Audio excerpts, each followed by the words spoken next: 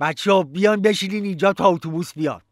اینم از پاساژ لباس. امیدوارم یه دل سیر تماشا کرده باشین. لامصب قیمت لباسای زمستونی جوری شده که اگر مهاجرت کنی به مناطق گرمسیری و بعد از زمستون برگردی ارزانتر میفته برات. یادم پارسال که یکم وضع بهتر بود رفتم لباس فروشی، یه شلواری که فکر میکردم ارزانه برداشتم.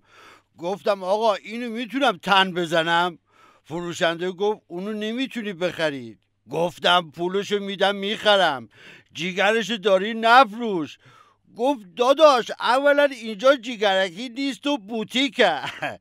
ثانیاً اون شلوار یکی دیگه است که الان رفته اتاق پرو.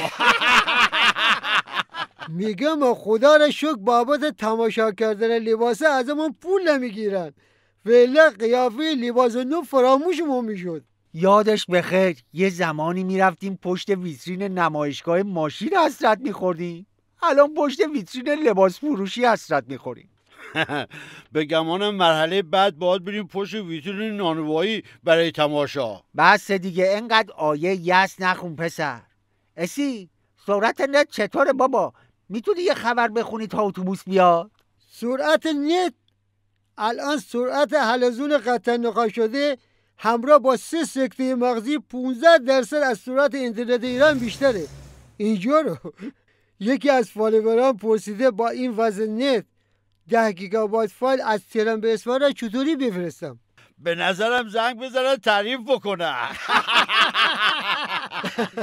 براش نوشتم بریز تو هارد، بعد ببر ترمینال جنوب تحویل بده، فردا صبح اونجاست، با اتوبوس زودتر میرسه. دلمون خوش تو قرن 21میم. قرن 21 مال بقیه کشوراست. با این آخوندا ما نهایتا سال دوم بعد از میلاد هستیم. خوش به حال اصحاب کهف یه بار خوابیدن بیدار که شدن دیدن چند صد سال رفتن جلو.